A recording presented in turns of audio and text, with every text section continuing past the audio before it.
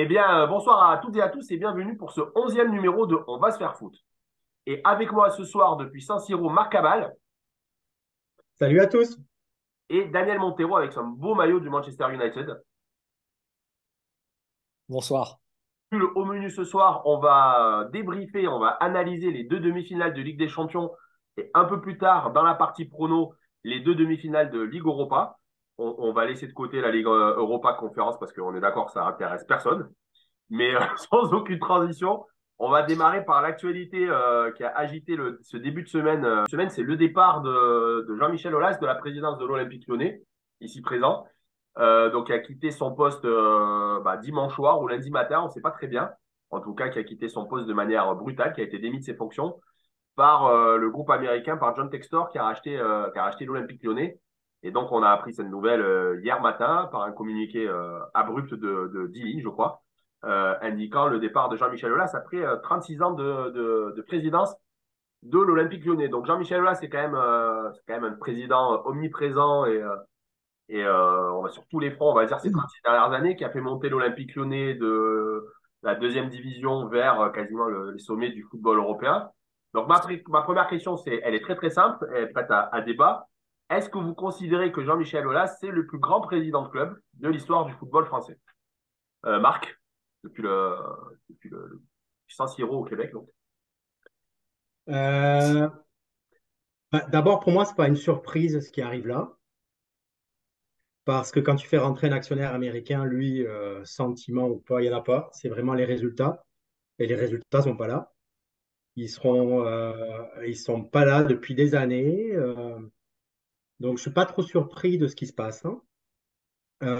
Ensuite, ben, c'est indéniable. C'est un des présidents les plus emblématiques, en tout cas, qu'on a connus dans l'histoire de la Ligue 1. Il y a eu d'autres présidents importants. Il y a eu Claude Bèze, il y a eu Campora, il y a eu Louis Nicolin. Je veux dire, il y a eu vraiment des présidents qui ont marqué. Mais lui, il a autre chose. Il a un côté politique, il a un côté très à l'aise avec les médias. Il a un charisme. Il est impliqué à tous les échelons du foot français. Et il a, comme tu l'as dit, en 87 repris le club en D2, il les a fait remonter. Il a réalisé ce que finalement personne n'a réussi à faire, y compris les Qataris, c'est-à-dire 7 titres de champion de France d'affilée entre 2002 et 2008. Le centre de formation exceptionnel qui a fait sortir des joueurs incroyables. Je veux dire, qui a rivalisé Campora peut-être avec Monaco, qui a fait sortir aussi des Thuram, des Thierry Henry, etc. Mais ça, vraiment, il a marqué vraiment le foot français et je ne pense pas qu'on puisse dire autre chose à ça. Il y a aussi la section féminine aussi, hein, 8 fois championne d'Europe, hein, je crois, si je ne me trompe pas. Il a assaini les finances. Il a créé un stade de foot il y a l'OL qui est en bourse. Je veux dire, à tous les niveaux, il a mis Lyon sur le toit de la France et puis pas sur le toit de l'Europe, puisqu'il a fait 2 demi-finales et puis qu'il n'a jamais été en finale.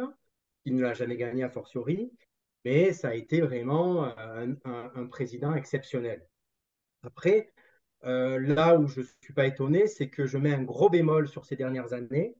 Lyon, avec un budget tel qu'il a, devrait être deuxième derrière Paris et devrait se battre à la régulière avec Paris tous les ans pour le titre de champion. Et il ne devrait pas y avoir de contestation et il devrait être deuxième pour moi tous les ans derrière Paris, si ce n'est devant Paris. Il y a eu des choix d'entraîneurs très moyens. Moi, je trouve que Rudy Garcia, c'était vraiment un choix, je ne sais pas d'où il sort. Laurent Blanc, je trouve que c'est un choix, je me suis déjà exprimé à ce sujet, je pense que c'est un choix plus que douteux.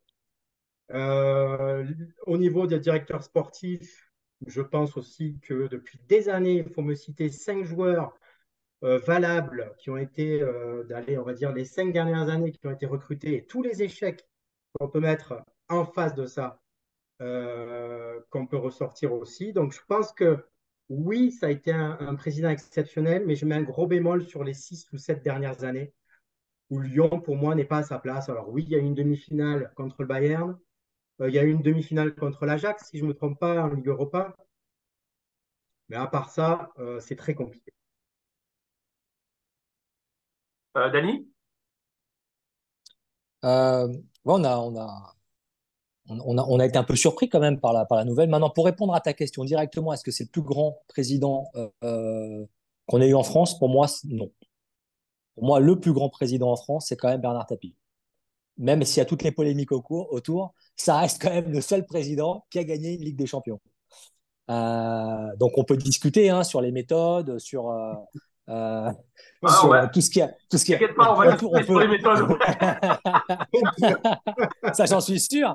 On n'est pas, bien évidemment, forcément d'accord avec tout ce qui a autour. En attendant, sur le plan européen, parce que ça reste quand même un prestige pour un club de gagner une compétition européenne, et qui plus est la plus belle, la Ligue des Champions. L'Olympique de Marseille l'a gagné avec Bernard Tapie. Euh, Mérité ou pas, ça on peut en discuter, mais en tout cas, il a ce crédit-là, ce que n'a pas Jean-Michel Aulas. Alors, il a autre chose. Bon, Marc, je ne vais pas revenir sur ce qu'a dit Marc, je suis complètement d'accord avec tout le déroulé. Hein. Ça reste quand même exceptionnel ce qu'il a fait sur l'année de 2002 à 2008, où il a 7 titres d'affilée avec les entraîneurs Santini, il y avait Paul Le Guen, Gérard Rouillet d'ailleurs, qui s'est retrouvé après à Liverpool. Donc, il a quand même eu entre les mains de belles équipes, avec l'arrivée de Sonny Anderson aussi, qui a été un bon moteur au niveau de cette équipe. Et c'est vrai que sur le plan européen, il aurait pu aller un petit peu plus loin. Ça n'a pas été le cas. C'est peut-être un regret qu'il doit forcément avoir. En tout cas, ça reste un très grand président. Son œuvre, elle restera clairement marquée au sein du club, 36 ans.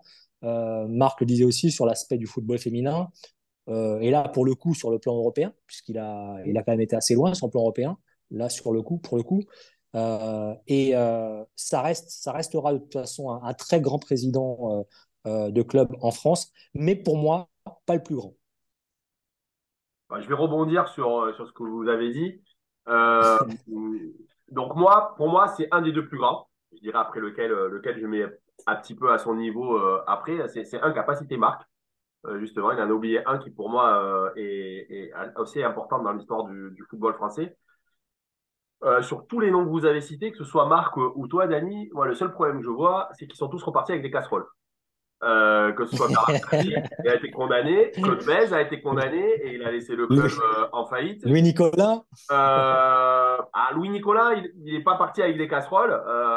Et ce qu'il a fait du club est encore sans doute plus impressionnant que ce qu'a fait Jean-Michel Aulas, parce que lui, il est parti d'un club qu'il a créé, qui était un club corpo, c'est-à-dire un club d'entreprise. exact. Et il en Ouais, a Tout fait à un fait. club, Ouais, en 74, il a commencé. Hein. ouais. ah, Ah, c'est et vrai. il en a fait un club champion de France et vainqueur de la Coupe de France. Donc c'est quand même assez Ouais. exceptionnel ce qu'il a fait, Louis Nicolas. Et c'est vrai qu'il est peut-être de ce point de vue-là, d'un point de vue bâtisseur, au même niveau que Jean-Michel Aulas.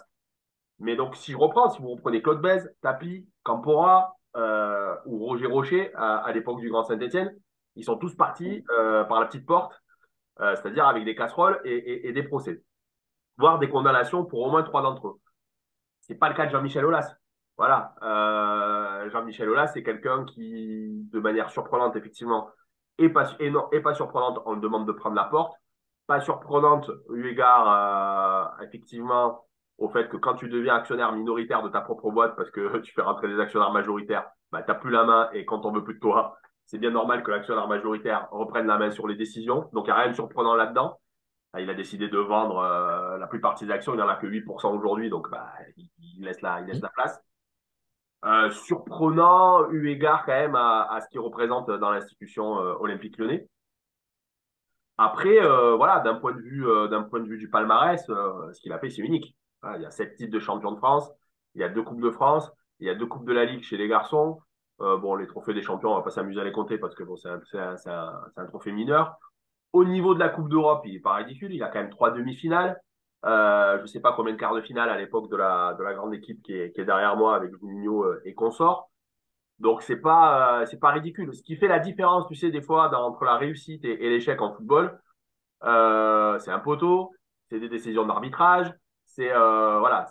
Des fois, tu passes pas très loin de, oui, bah, il serait égalité avec Bernard Tapie parce que l'année où ils seront éliminés en quart de finale par le PS Eindhoven au tir au but, Ah ouais, on n'enlèvera un pas de l'idée scandale. qu'il y a un pénalty flagrant en prolongation Ouais, sur Neymar, c'est clair. ils doivent passer en Ah ouais. demi-finale et que très certainement, s'ils passent en demi-finale, ils la gagnent parce qu'il n'y a pas beaucoup plus fort qu'eux cette année, sur cette année-là.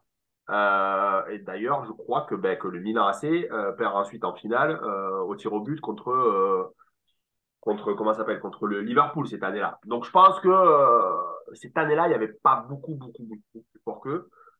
C'est pareil, l'année d'après, ils perdent dans les derniers instants sur une cagade d'Abidal à Milan, alors qu'ils ont fait un match extraordinaire. Pareil, ils ont une équipe extraordinaire. Donc ça se joue à pas grand-chose, le destin européen de l'Olympique Lyonnais. Et effectivement, pour moi, c'est un des plus grands par rapport à tout ce que vous avez dit. Et le seul qui, à mon avis, peut rivaliser, c'est au milieu des années 90, c'est Michel Denisot, par rapport à ce qu'il a fait avec le Paris Saint-Germain. Il a gagné, lui, une Coupe d'Europe, parce qu'apparemment, c'est un critère pour Dani. Euh, et il avait amené Paris dans des sphères que le PSG n'avait jamais connues. Je sais que les Qataris ont tendance à croire que Paris n'existait pas avant eux, mais le Paris de l'ère Canal+, de l'ère Michel Denisot, c'était quelque chose quand même d'assez exceptionnel, même si moi, c'était pas forcément ma tasse de thé, en tout cas au début, mais il faut reconnaître ce qui est. Et moi, je trouve il y a autre chose qu'on doit porter au crédit de Jean-Michel Aulas, c'est qu'il a réussi à bâtir des équipes avec des moyens, c'est clair, parce que pour l'époque, je crois que c'était le club qui avait le plus de moyens quand ils étaient ultra dominants, mais on n'était pas dans une politique de transfert comme a pu l'être comme l'est celle du PSG aujourd'hui, comme a pu l'être celle de l'OM de Bernard Tapie, ou celle de Bordeaux de Claude Bèze, ou Rocher enfin la Saint-Étienne de Rocher. Parce que les Juninho, les Cassapa, les Chris, quand il va les chercher à l'étranger, personne ne les connaît. La première équipe qui gagne le titre, il gagne le titre avec des Philippe Violo, des Pierre Lègle, des Christophe Delmotte, enfin des joueurs qui sont pas quand même des foudres de guerre. Donc il y a une politique sportive et effectivement il y a une direction sportive qui est hyper pointue à l'époque. Et on n'est pas sur juste on a des moyens et on prend toutes les vedettes et on écrase tout le monde, quoi. Ça, c'est venu dans un deuxième temps, effectivement. Après, à force de gagner les titres, ils étaient ultra dominants. Ils avaient beaucoup d'argent et ils allaient acheter les meilleurs joueurs de Ligue 1. Donc, ouais, pour moi, c'est le plus grand, sans doute à égalité avec Denisot. Non, une coupe des vainqueurs de coupe, ça vaut pas une Ligue des Champions, mais bon. Tu sais, quand tu prends les vainqueurs de la Coupe des Coupes, quand même, quand tu prends le palmarès, quand même des sacrés vainqueurs, hein. Tu retrouves pas les Steaua à Ouais. Bucarest ou l'Étoile Rouge Belgrade ou je sais pas quoi, vainqueurs de la Coupe des Coupes. Et c'est vrai que ça, mais c'est vrai que ça reste une belle époque. Et tu as raison de citer Michel Denisot parce que ça a été quand même l'époque d'or du Paris Saint-Germain, hein. Jusqu'à aujourd'hui d'ailleurs. Et est-ce que l'année d'après, où ils sont en finale contre le Barça, c'est encore Michel Denisot? Ouais. Ouais, donc quand même, il a failli gagner deux fois. Il a perdu 1-0 en finale, hein. Ça a été un match Ils attristé. font cinq demi-finales d'affilée, le PSG de Michel Donc, Denisot, deux finales d'affilée. Les Qataris n'ont pas ces résultats-là. Et ouais. non, Quelle c'est que soit clair. l'équipe européenne. Et puis, tu parles de la Ligue des Champions. La Ligue des Champions, ce qu'elle était dans les années 90, quand Marseille la gagne, avec la Ligue des Champions maintenant, ça n'a rien à voir. Je pense que, par exemple, c'était plus difficile d'être finaliste ou de gagner la Coupe UEFA à l'époque que de gagner la Ah Coupe. oui, ah ouais, c'est Que la clair. Coupe UEFA, tu avais tous les deuxièmes, troisièmes, quatrièmes de tous les championnats. L'année où Paris perd en demi-finale de la Coupe de l'UEFA, ils ont éliminé Anderlecht, ils ont éliminé le Real, ils ont éliminé Naples et ils perdent contre la Juve. C'est quand même autrement costaud que d'aller gagner la Ligue des Champions en jouant contre les Rangers, Bruges et le CSKA Moscou, excuse-moi. Les compétitions étaient pas, franchement, elles étaient pas Non, c'est fabriquées clair. pareil. Hmm. Et honnêtement, à l'époque, tu voyais des plus gros matchs en regardant la Coupe UEFA qu'en regardant la Ligue des Champions. C'est d'ailleurs pour ça qu'ils ont fait fusionner un peu le tout, quoi. Mais bon, c'est une autre histoire que les moins de 20 ans ne peuvent pas C'était, connaître. c'était une autre époque. Donc, pour les plus jeunes qui nous regardent, la Coupe UEFA, c'est l'ancêtre de l'Europa League. Je vous propose de passer à cette semaine européenne et de commencer Allez. avec le match qui viendra juste après la fin de cette émission, la revanche entre le Real Madrid et Manchester City. Donc, le match se joue à Madrid, entre deux équipes donc, qui se sont affrontées l'an dernier au cours d'une double confrontation exceptionnelle avec, on se souvient, deux buts dans les arrêts de jeu qui ont éliminé Manchester City de sa deuxième finale consécutive. Et donc la question que je vous pose, puisque Guardiola arrive souvent en demi-finale, je crois que c'est l'entraîneur qui est arrivé le plus souvent en demi-finale, finalement pour un taux d'échec assez élevé, puisqu'il a fait que 2 finales avec le Barça. Et la plupart de ces demi-finales, elles sont perdues contre le Real Madrid, figurez-vous, que ce soit avec le Bayern ou que ce soit avec City. Donc la question que je vous pose, c'est finalement, est-ce que le Real Madrid, c'est le plafond de verre de Guardiola? Et est-ce que cette année, il arrivera à briser son plafond de verre? Donc Dani, Ben ouais, déjà, c'est assez fou quand même qu'on retrouve ce match-là l'année suivante. Alors, avec des conditions différentes, puisque l'an dernier, City jouait, enfin, le Real jouait à domicile pour le match aller. Non, pardon, City jouait à domicile pour le match aller euh, et, euh, et et le le Real Real joue à contre le domicile pour retour. au Ouais. retour. Alors que là, ça va être l'inverse. Bon, ça peut être un détail, mais qui peut être important. Euh, Parce que City à domicile cette année, c'est quand même assez. On dit ça tous les ans, hein, mais là, quand même, cette année, c'est quand même assez exceptionnel. Ils sont impitoyables. En plus, là, ils reviennent d'une série où ils reprennent la tête du championnat et propre en plus, hein, sans rien à dire. C'est une équipe qui marque énormément de buts, qui en encaisse très peu. C'est quand même la deuxième meilleure défense. Bon, c'est pas la meilleure défense d'Angleterre, mais c'est la deuxième derrière Newcastle.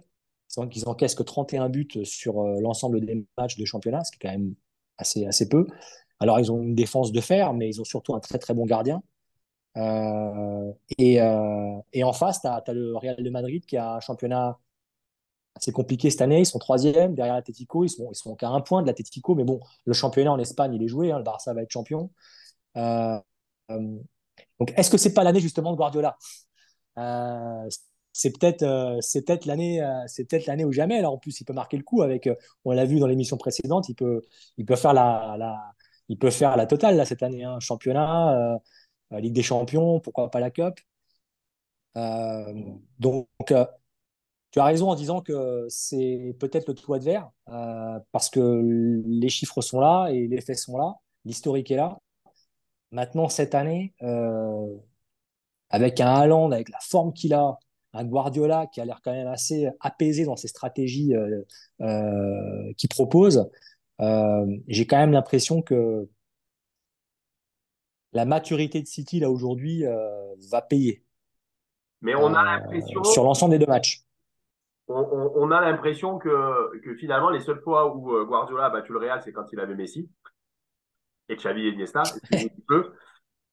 Et que sorti de là, bah, finalement, il n'a plus la recette pour les battre. Donc, est-ce qu'il fait un complexe d'infériorité? Est-ce qu'il y a quelque chose autre que l'arbitrage, hein, parce que ça joue souvent en faveur du Real, qui explique Ouais. que Guardiola a du mal, je sais pas, Marc.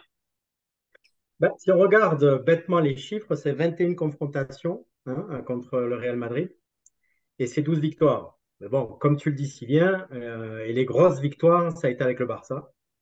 Il y a une grosse marge d'avance sur la quantité de buts marqués aussi, contre les buts encaissés. Guardiola contre Madrid, c'est plus de victoires, c'est plus de buts marqués, plus de buts, que des buts encaissés.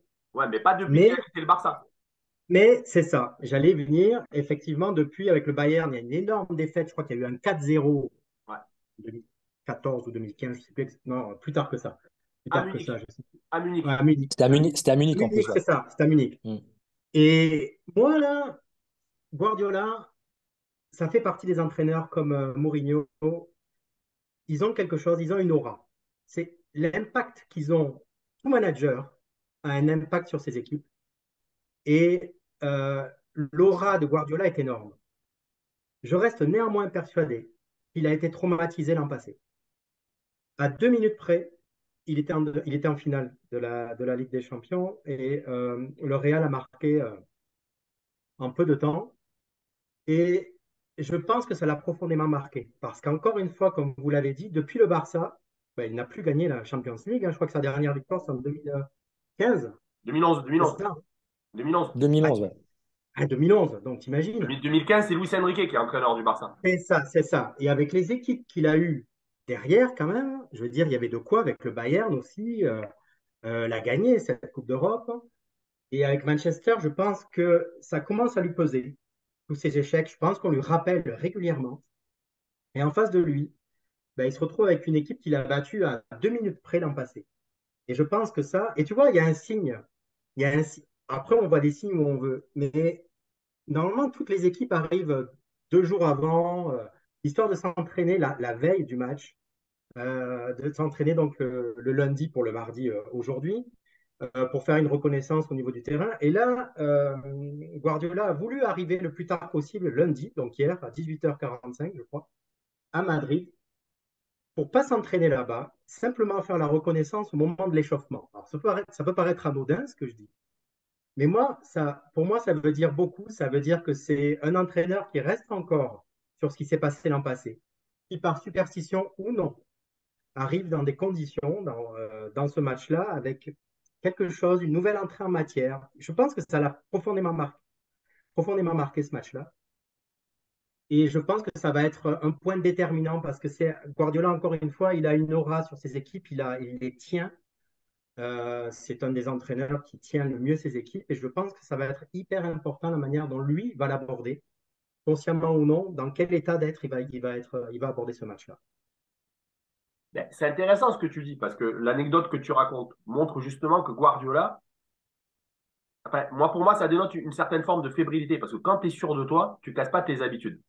Exact. Et le fait de vouloir casser ses habitudes, de devenir superstitieux, etc., montre que Guardiola, justement, quand vient le Real Madrid, eh ben, il est toujours en train d'innover, de chercher un truc différent et il joue pas sur ses forces.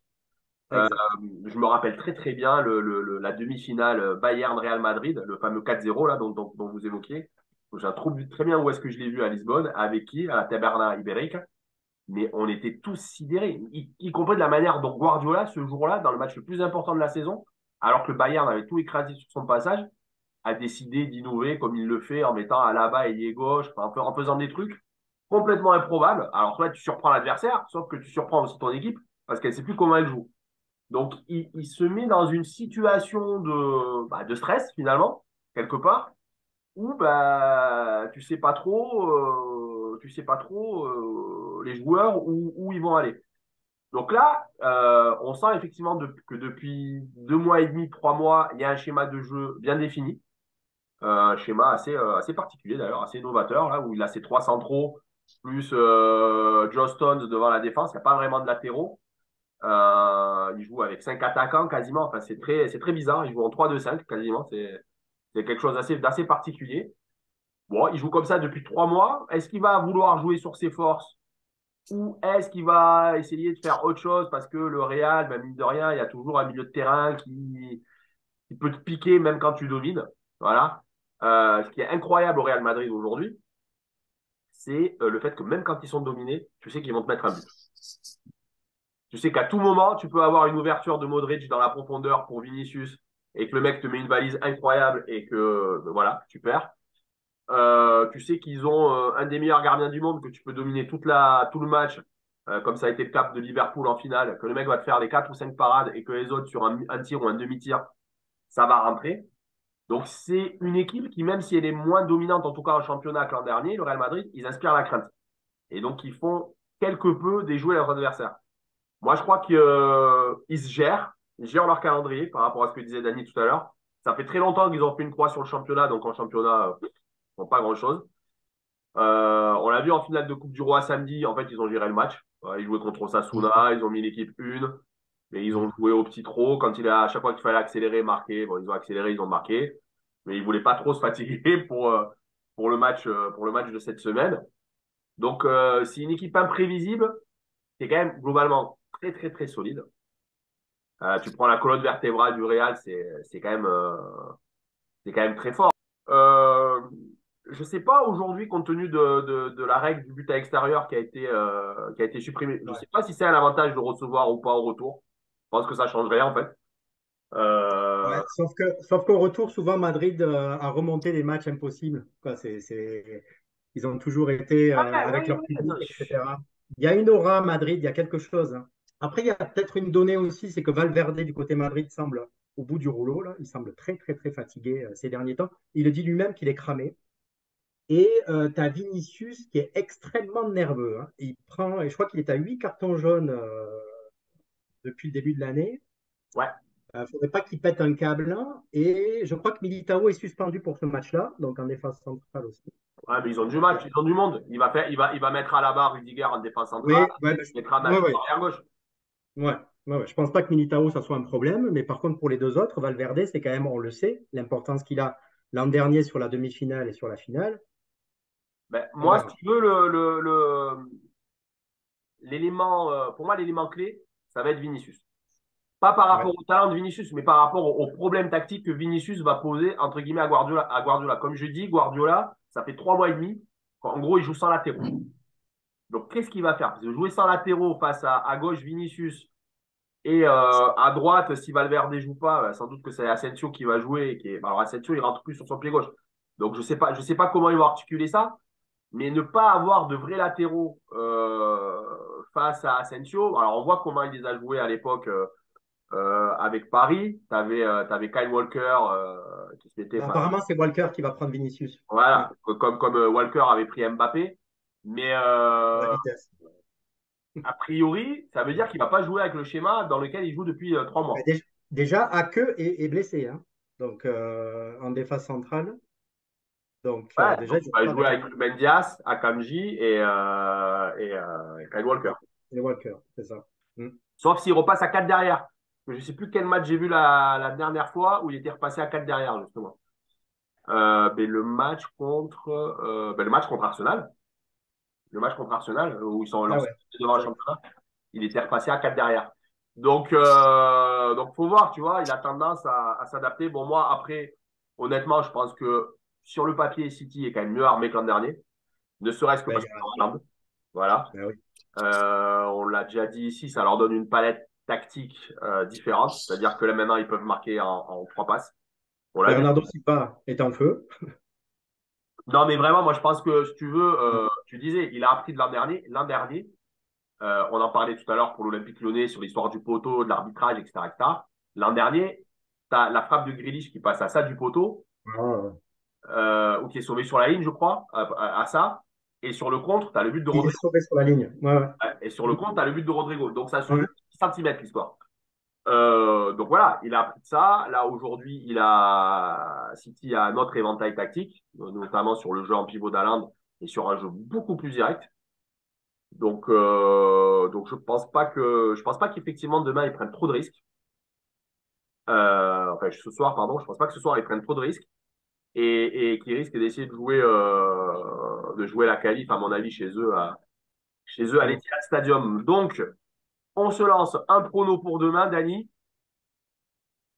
Moi, pour demain, je pense qu'il y aura un match nul. Et tu le disais à l'instant, moi, je pense que la décision elle va se jouer à City. Et moi, demain, je prévois un match nul de partout euh, et une décision à City où City va passer cette année. Marc, Bah, un peu sur la même chose, en fait. Je vois un match nul aussi, mais un partout. moi aussi je vois un match nul. Je sais pas si ça va être un partout, 2-2 voire plus, parce que il y a quand même des sacrés attaquants, mais je vais dire 2-2 aussi. Tant pis, je C'est vais dire. vrai qu'il y a toujours beaucoup de buts entre Guardiola et C'est contre ça. Real Madrid, c'est vrai. C'est ça. Ouais, C'est pas des équipes qui ferment le jeu. Je serais surpris, par exemple, s'il y avait un 0-0. ouais, c'est clair. Je vous propose de passer à la deuxième demi-finale, donc qui aura lieu demain, entre le Milan AC et l'Inter de Milan. Donc là, je ne sais pas si l'ordre de savoir qui reçoit en premier ou pas est important. Ouais. Il n'y a pas il y a plus de but à l'extérieur et ils jouent dans le même stade. Donc voilà, donc l'ordre des matchs a très peu d'importance. Une demi-finale qui est donc un derby. C'est pas inédit, puisqu'on se souvient qu'il y a quelques années, il y a eu un derby de Madrid en demi-finale et qu'on a eu des derbys de Londres, notamment Chelsea-Arsenal, en quart de finale fut un temps. C'est la deuxième fois seulement que l'Inter et le Milan AC se rencontrent à ce stade de la compétition. La dernière fois, c'était en 2003 et le Milan AC, in fine, avait gagné la compétition. Donc, une demi-finale qui s'annonce serrée entre deux équipes qui se connaissent très très bien. Et la particularité de ces deux équipes, c'est de compter dans leur rang, pour les deux, un gardien exceptionnel. D'où la question, est-ce que c'est un match de gardiens et est-ce que c'est les gardiens qui font la différence dans cette demi-finale? Marc, Il va y avoir un tas de données qui vont faire la différence dans cette demi-finale. La première chose, c'est que c'est un derby. La ville est en effervescence depuis des jours. Enfin, je veux dire, c'est un match pas comme les autres, c'est hyper difficile à pronostiquer. Ben oui, c'est sûr que ça fait partie des deux meilleurs gardiens pour moi. Il doit y avoir Courtois devant. Et moi, je mettrais Maignan et Onana au même niveau. Ils ont ils ont tous les deux des qualités différentes. Onana, il est bon, il est très très bon au pied, il a un jeu de pied incroyable.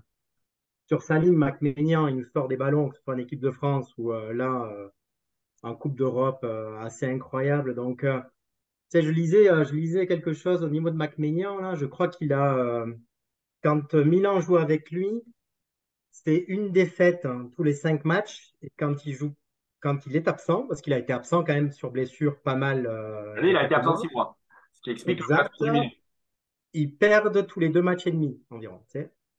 Donc c'est quand même tu sais, 71% d'arrêt aussi. Enfin, je veux dire, il est impressionnant. Ce gars-là est impressionnant. Pour la petite histoire, formé à Paris et est arrivé pour remplacer Donnarumma et Paris qui a repris Donnarumma derrière. Je suis pas sûr que Paris soit gagnant dans l'histoire. Bref, je referme la parenthèse, mais voilà, je voulais quand même le placer. Et de l'autre côté, tu as Onana qui avait déjà été impressionnant avec l'Ajax. Donc ça, c'était en 2019. Ouais, c'est le gardien Ça titulaire de l'Ajax quand ils arrivent en demi-finale, ouais, tout à fait. il avait été incroyable, il avait été un des grands artisans du parcours énorme de l'Ajax qui, pour moi, devait aller en finale cette année-là. Je crois il a un pourcentage d'arrêt aussi incroyable. Il est vraiment phénoménal. Franchement, c'est très compliqué. Quand on voit le match ce week-end, les deux équipes ont plutôt géré leur match correctement. Ils ont gagné en championnat. Euh, Franchement, bien malin, celui qui va pronostiquer, à part d'être partisan pour Milan ou pour l'Inter. Aujourd'hui, c'est très compliqué pour moi de sortir un vainqueur. Les deux gardiens vont faire partie évidemment de la donne, mais pour moi, ils sont excellents tous les deux et surtout très réguliers. Parce que celui de Manchester City dont tu parlais tout à l'heure, je Ederson, sais plus ouais. si c'est C'est Daniel, Dani qui parlait d'Ederson. Moi, je suis pas fan mais d'Ederson. je le trouve moins régulier. Je pense que c'est un gardien extraordinaire parfois et plutôt moyen d'autres fois. À l'inverse de Maignan et de Onana et puis de Courtois qui pour moi sont hyper réguliers. C'est un peu comme Donnarumma pour moi aussi, qui est parfois génial avec l'équipe d'Italie, puis après qui se trouve sur les centres alors qu'il fait 2 mètres ou je ne sais plus combien. Donc ça va être très compliqué à pronostiquer, mais je dirais que oui, les deux gardiens, tu as raison de poser la question comme ça, vont avoir une importance déterminante dans le déroulement du match. Mais bien malin pour moi de pronostiquer finalement un vainqueur sur cette confrontation. Oui, merci Marc. D'ailleurs, au passage, hein, je sais que tu as insisté sur le fait que Mike Maignan avait été formé à Paris. Je sais que c'est ton autre club de cœur. André Onana, lui, a été formé au Barça. Et il était question qu'il revienne après la fin de son contrat à l'Ajax, qu'il revienne à remplacer Ter Stegen. Et finalement, il a atterri à l'Inter de Milan après, je sais pas si vous vous souvenez, que l'Olympique Lyonnais de Peter Bosz, à l'époque, a essayé de le récupérer. Et ça fait écho avec ce que tu disais tout à l'heure. Jean-Michel Aulas avait refusé de le faire signer, alors que Juninho voulait le faire signer pour protéger Anthony Lopez. Donc, Dani, sur cette demi-finale et sur cette histoire de gardien. Ouais, pour rebondir sur Marc Maignan, à son actif, il a aussi une passe décisive hein, le week-end dernier, puisqu'il fait la Ah, passe à Théo Hernandez, et donc il est devenu passeur décisif on peut maintenant, considérer, on au-delà peut d'être un. considérer que quand tu fais 100 mètres avec le ballon avant de marquer, c'est une passe décisive. Bah, écoute, c'est lui qui fait la passe à Théo, non? Donc ça restera dans ses stats, passe décisive. D'ailleurs, quand tu regardes les stats du match, le passeur décisif qui apparaît, c'est Marc Maignan. Ouais, c'est Donc vrai. c'est assez surprenant. Enfin bon, tout ça, c'est vrai que euh, ce match de Milan, des Milan, ça va être vraiment un match à l'italienne, hein, traditionnel comme on les connaît, comme on les aime, je sais pas. Parce que je me demande si ça va pas être justement le match où on va s'ennuyer un petit peu quand même. Parce qu'ils savent faire ça hein, pendant 90 minutes, pas prendre de risques, jouer derrière, jouer bloc très serré. Et malgré la qualité quand même des deux effectifs, on risque peut-être justement de s'ennuyer un petit peu dans ce match-là. Euh, pour moi aujourd'hui, d'un point de vue offensif, le Milan AC a peut-être quelques armes qui peuvent peut-être faire la différence. Euh, moi, j'aime beaucoup le côté gauche. On en avait déjà parlé, mais l'animation Hernandez avec Léao. Alors, je sais pas, est-ce que Léao, parce qu'il s'est blessé au Non, match il aller, sera Il est-ce va absent. qu'il pas va. jouer, c'est bien le problème, Il va c'est que absent. Léao, il va pas jouer. Ah, Ouais, d'accord, donc ça c'est confirmé. ouais, ouais, ouais. Alors, je sais pas si c'est confirmé, vu qu'il est sorti à la 10e, Non, non, c'est Il est sorti à la confirmé. 10e minute, ouais. il s'est fait mal aux D'accord. adducteurs et tout, à mon avis, il joue ni le match aller, ni le match retour, hein. Il joue Ah pas le ouais, match donc, aller, c'est sûr, c'est Je sûr. pense, je Ouais, pense que la saison est ouais, finie. donc là, ouais. Et c'est une grosse donnée. C'est une grosse donnée Ah ouais, pour... ouais, ça c'est une grosse information. Donc si effectivement Léao n'est pas là, parce qu'il est quand même, c'est quand même le moteur hein, de l'animation offensive en ce moment, surtout sur le côté gauche. Euh, c'est vrai que c'est une donnée importante. Mais bon, je reste quand même persuadé que ça va, sur ce match aller, en tout cas, on va pas avoir de grosses surprises au niveau de la prise de risque, que ce soit de l'AC ou de l'Inter Milan. À mon avis, ça va être un match très tactique, comme les Italiens savent faire. On va avoir droit à, voilà, un match vraiment traditionnel et qui peut se jouer éventuellement sur un contre. Et là, là-dessus, n'ayant pas, là pour le coup, je reviens sur ce que j'ai dit, si Léon n'est pas là, l'Inter avec Lukaku parfois peut créer aussi une mauvaise surprise au Milan AC. s'il joue. Euh, ouais, Ouais, il s'il jouera, joue. je pense. Il Euh, jouera, je pense. et là, sur les derniers matchs, il a quand même joué, il a du Il temps de revient jeu. en Hein. forme, il revient en forme, je pense qu'il jouera. Je suis pas sûr qu'il démarre Ouais, avec lui. Ça sera pas son, Dzeko Lautaro, non? bah, son temps de jeu a tendance à augmenter depuis les 3 derniers matchs. Donc, Ouais, il est ouais. probable qu'il soit sur la feuille de match hein, et Et qu'il il soit marque. titulaire peut-être. Et il marque surtout. Et en plus, il marque. Ouais. Donc, moi, genre, moi, je suis un peu comme Marc, je suis un peu embêté pour ce match-là parce que c'est un match vraiment voilà, où ça peut basculer d'un côté comme de l'autre assez facilement. Ça se jouera sur la fin, je pense, comme dans beaucoup de matchs italiens. Moi, je vais Hein. rebondir sur ce que tu disais, enfin, sur une donnée dont on n'a pas encore parlé. C'est vrai que si on prend les huitièmes et les quarts, c'était les deux équipes les mieux, c'est les deux équipes les mieux équilibrées, qui ont à chaque fois le mieux contrôlé leur huitième et leur quart de finale. Vraiment, on les a pas sentis en danger, ni le Milan AC contre Tottenham, ni le Milan AC sont passés contre Naples. Pareil pour l'Inter, contre Porto ou contre Benfica, finalement ils prennent très peu de buts. Enfin, l'Inter prend des buts Mais contre ouais, Benfica c'est une ça. fois que le Mais match c'est est ce que j'ai. plié. Donc, Tout ça sur une bonne assise défensive, quoi. Des deux côtés d'ailleurs. ouais, alors après, c'est pas, je dirais pas comme toi que c'est ennuyeux parce que c'est pas des équipes non plus qui ferment le jeu. C'est des équipes qui sont bien équilibrées, qui sont bien en place, qui sortent quand il faut sortir, qui savent gérer leur temps faible et leur temps fort. C'est pas, on n'est pas face à la Grèce en Ouais, 2004, non. on n'est pas face à, excuse-moi, face au Portugal de 2016, qui était chiant à avoir joué. Non, on est sur des équipes qui jouent pas non plus que sur des contres. Maintenant, moi, je trouve là où ça va être très intéressant, c'est que malgré le fait que ce soit entre guillemets des équipes italiennes, on va avoir une opposition de style. On a le Milan AC qui joue en 4-2-3-1 avec des côtés forts, comme tu le disais tout à l'heure. Ça pouvait être intéressant justement sur l'opposition de style face à l'Inter de Milan qui joue en 3-5-2, c'est-à-dire avec des pistons. Moi, j'attendais de voir effectivement le face-à-face entre Raphaël Léao et Dumfries, puisqu'ils ils sont l'un est côté droit, l'autre est côté gauche. Je pense qu'aujourd'hui, moi je sais que j'ai donné le Milan AC en finale, hein, il y a très très longtemps, mais aujourd'hui, vu l'état de forme de chacun, les blessures, etc., etc., je dirais que l'Inter est mieux armé. Parce que Mm. Dumfries, qui est le côté fort, il est à droite, c'est le côté fort interiste, bah, face à lui, il a plus Liao. Donc pour prendre de son couloir, Hum. ça va être plus simple. Il va pas avoir les plongées de l'autre à gérer dans le dos. Donc je pense que ça va être un peu plus simple. Et puis le côté droit, il est un peu moins fort à Milan. Donc pareil, le côté gauche de l'Inter de Milan. On voit qu'ils ont un piston gauche, là, comment il s'appelle, Di Marco, qui est très très en forme en ce moment, là, qui a marqué encore ce week-end, qui avait marqué contre le Benfica, il me semble.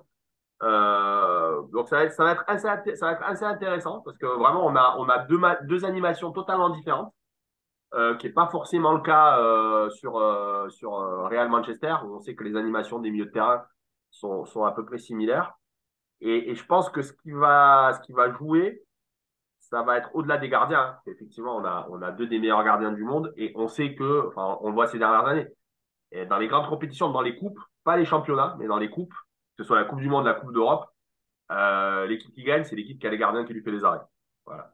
En 2018, outre le talent de Kylian Mbappé, la France y gagne parce qu'ils ont Lloris qui fait à chaque match un ou deux arrêts incroyables, malgré le fait qu'il fasse une grosse cagade en finale contre la Croatie.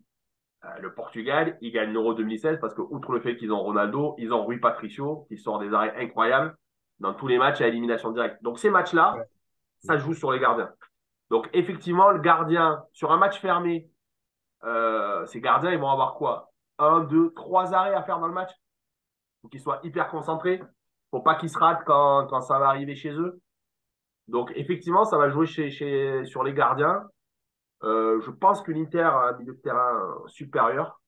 Je pense que la triplette, Salianoglou, Barella, Brozovic, c'est quand même très très fort en termes de tenue de ballon. Et ils ont Mkhitaryan en plus sur le banc.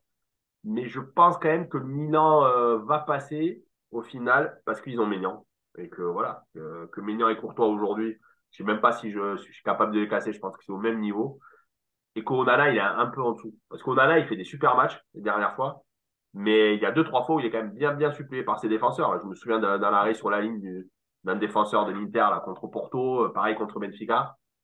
Il est pas aussi dominateur que les deux autres. Et donc moi, je pense qu'au final, le Milan va passer par un trou de souris parce qu'ils ont Maignan. Donc sur ce Bah, match-là, l'Inter, il passe contre Porto, limite quand même. Hein. ben, ils passent limite, mais ils passent pas forcément que sur Onana. Ils ont un trio de Ouais. défenseurs centrales qui fait un match incroyable au retour. Bah, c'est Lukaku aussi qui fait une super entrée. Hein. Ça, c'est au match aller. Ça, c'est au match aller à Milan. Et Et justement, mais ça s'est joué au match aller, au match retour à Porto, là, t'as un défenseur central là, qui sort un truc sur sa ligne là, qu'Onana peut pas repousser, une frappe de Taremi. T'as une frappe de Taremi sur la transversale où Onana peut rien. On en revient toujours, hein, ça reste Hum. la coupe, donc tu as un facteur chance. Donc voilà, donc moi je vois là Milan s'imposer 1-0. Sur un but sur corner de, de Simon Kier. Voilà. Donc je te laisse la parole, Dani, tu voulais faire ton prono. Bah, c'était mon prono à 0. Bah ouais, bah, pour une fois, c'est moi qui commençais. Euh, ouais, moi, de toute façon, je vois le Milan gagner. Je dirais 2-1 du coup alors. Et Marc, Ah, je vois un bon 0-0 italien, là. je sais pas s'il n'y avait pas eu 0-0 au match aller en 2003 et si le Milan n'avait pas gagné 1-0 ou 2-0 au retour la fois d'après. Donc on va Mais là où passer. ça risque, Ah, mais dis-moi. là où ça risque, juste pour finir sur les gardiens, là où ça risque de devenir le match des gardiens, ça sera peut-être au match retour parce que ça, c'est le genre de rencontre entre l'aller et le retour qui peut se finir au tir au but. On en Voilà. reparlera. Voilà, au tir au but, c'est le Milan qui passe. Ils ont le meilleur gardien du monde au tir au but. Donc, je pense qu'il y Ah non, a. mais c'est tout à fait. Ah, Non, ouais. Ouais, je pense que. Mais là où tu as raison, pour eux, c'est une arme. Enfin, si ça sort Ah, à 0-0 là, ils vont jouer ouais. le 0-0 au retour pour aller au tir au Exactement. but Ils savent qu'au tir au but, ils ont une voilà, on a probabilité forte de Maignan au passer. tir Ouais. au but, ça passe, quoi. Merci, au revoir. Donc voilà, donc on va continuer dans les Coupes d'Europe et donc on va passer à la Ligue Europa pour notre séquence pronostic. On démarre avec un match, sans doute peut-être le plus alléchant des deux, la demi-finale la plus alléchante des deux, entre la Juventus de Turin, qui a repris la deuxième place du championnat d'Italie hein, ce week-end, Ouais.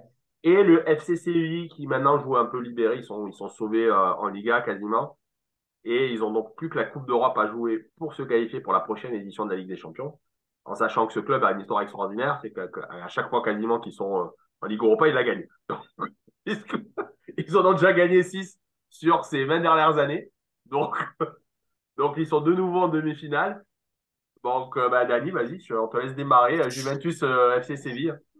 Ouais, non, c'est vrai, tu l'as dit, bah, la Juve a repris ce week-end la deuxième place du championnat, donc ils sont quand même, d'un point de vue émotionnel, ils sont quand même au top, là, hein, ils reviennent de loin. Séville, en face, c'est le contraire, ils sont 11e du championnat, alors c'est vrai qu'ils sont sauvés là, au niveau de la descente.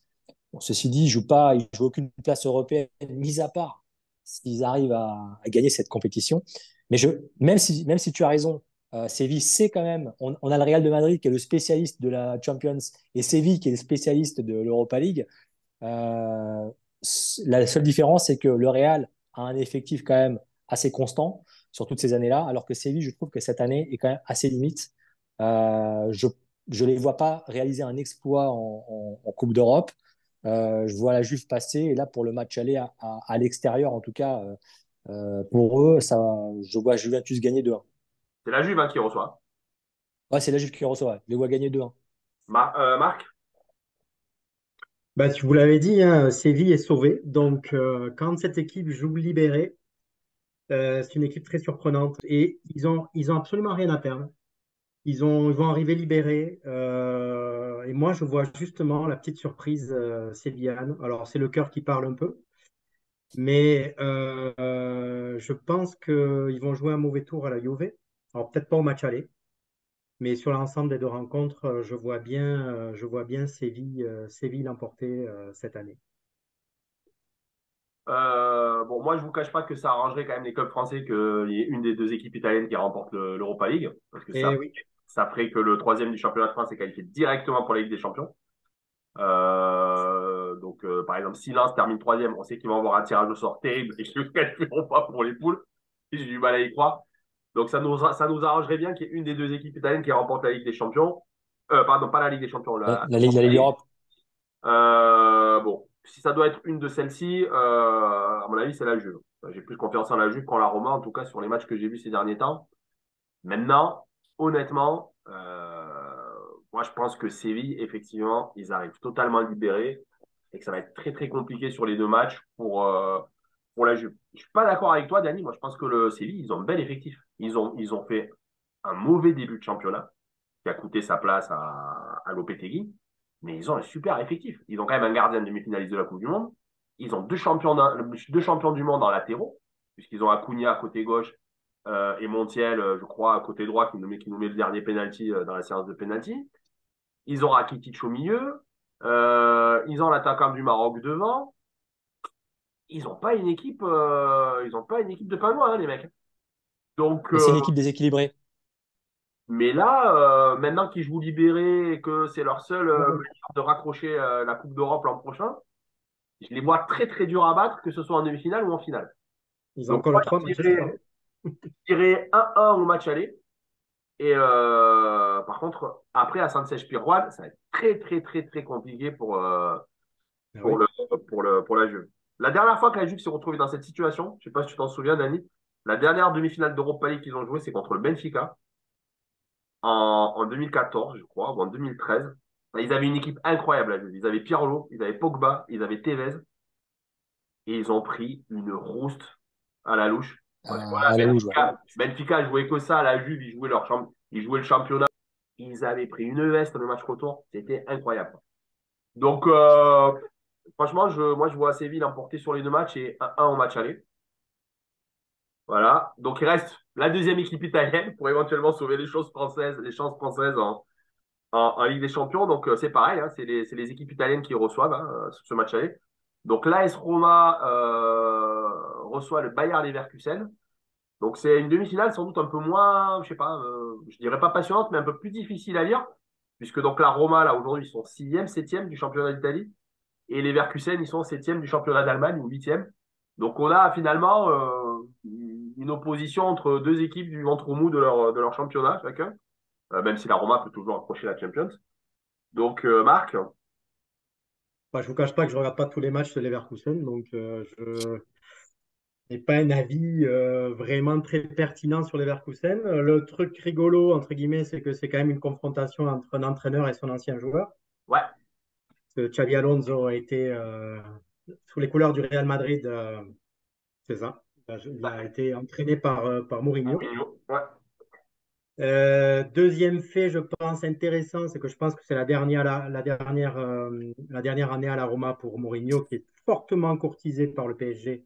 On en avait déjà parlé il y a quelques semaines. Donc, je pense qu'il aura à cœur de les amener jusqu'au bout. Je mets une petite pièce sur la Roma, sachant que les Leverkusen, encore une fois, je ne vais pas vous mentir, pas une grosse connaissance sur les Leverkusen. Dani, Ouais, moi je suis d'accord avec Marc par rapport à Mourinho au PSG. Donc du coup, il va nous faire le coup de l'Inter de Milan. C'est-à-dire sa dernière année à l'Inter, il gagne la Ligue des Champions. Il a su justement motiver ses troupes pour réussir ce challenge-là. Et là, cette année, de toute façon, on l'a vu la semaine dernière, c'est vrai que la place qualificative pour la Roma en Ligue des Champions, ça va quand même être très compliqué, hein. Il y a une grosse bataille là devant, même si ça se joue à quelques points, à quelques points, hein. Donc, je vois moi Mourinho quand même mettre plus ses armes sur la compétition européenne. Et il va vouloir vraiment finir en beauté à la Roma en gagnant une compétition européenne à nouveau. Parce que je suis d'accord avec Marc, on ne le reverra pas l'année prochaine sur le banc de la Roma. Donc là, sur ce match aller, je vois la Roma gagner 2-0 à domicile. Euh, Leverkusen, ils ont quand même, effectivement, comme l'a dit Marc, des attaquants qui vont très, très, très vite. Que ce soit Diaby, qui a été formé à Paris aussi, que ce soit Amin Adli, qui a été formé à Toulouse. Ils ont quand même des jeunes attaquants français qui vont très, très vite, qui sont durs à prendre. Donc, ça va être intéressant de voir comment va la défense de la Roma par rapport à cette attaque-là. Moi, j'ai trouvé la Roma assez décevante sur le match contre l'Inter. Alors, je les ai trouvés physiquement très au point, beaucoup d'intensité, beaucoup d'engagement, beaucoup de duels, mais avec le ballon très très pauvre techniquement.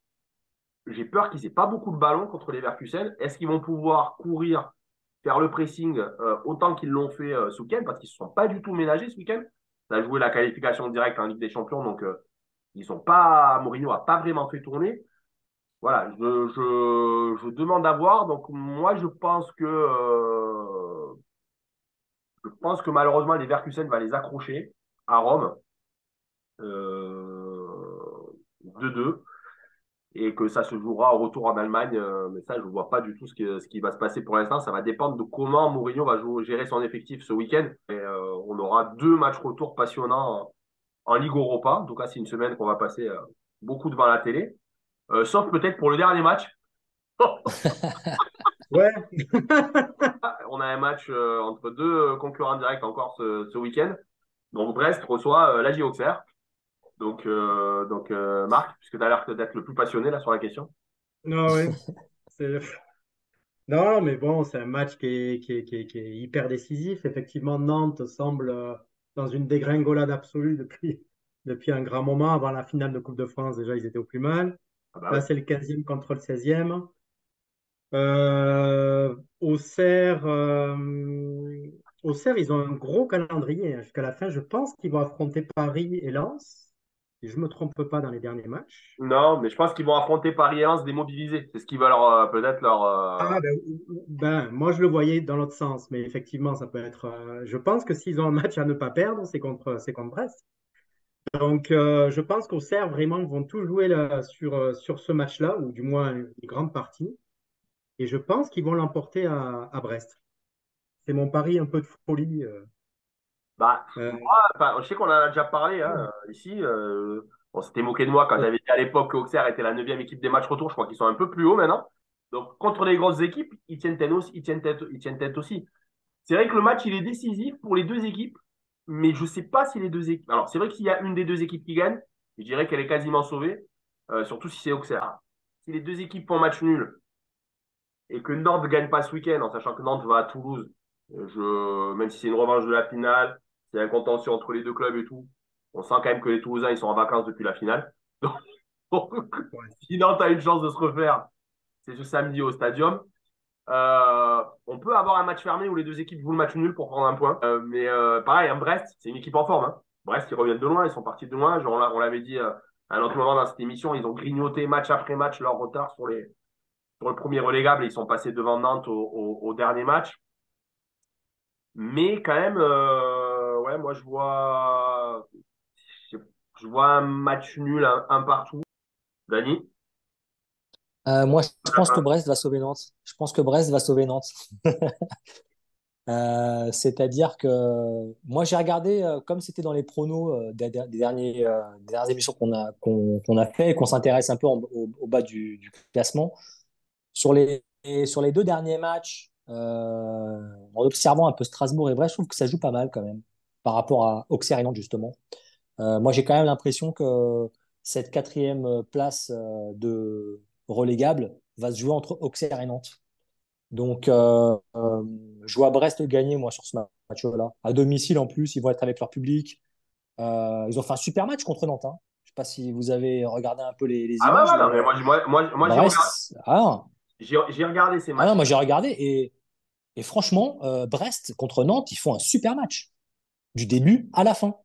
Ils font un super match, mais ils sont aidés par la cagade de Alban Lafont. Oui, ok, Oui. c'est vrai. C'est quand même Euh, exceptionnel. Moi, non, sur ce match-là, je vois vraiment Brest gagner.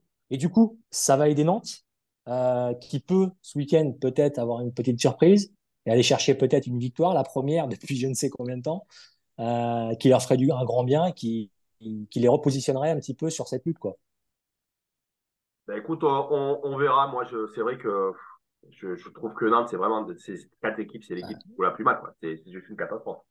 Ah ouais, C'est tout à fait. c'est catastrophique au niveau du fond de jeu, au niveau de tout. Auxerre, c'est moins Bah, il n'y a spectaculaire pas, il y en a pas. Auxerre, c'est moins Il n'y a pas de spectaculaire fond de jeu. que Brest et Strasbourg, je te l'accorde, mais c'est solide.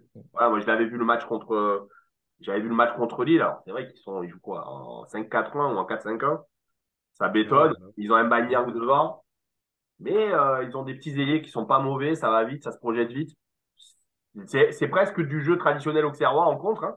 Mais voilà. Donc moi, c'est vrai que le match nul, finalement, pour eux, ça peut être une bonne stratégie comme tu dis, ça gagne pas, mais tu prends un point après un point, comme les autres, ils gagnent pas derrière. Ouais, À la fin, il tu reste en place. ouais, à la fin, ça fait les points. Donc ben voilà, donc tout ça pour vous dire qu'on va vivre une semaine passionnante, que ce soit en Coupe d'Europe ou dans le bas du tableau en Ligue 1.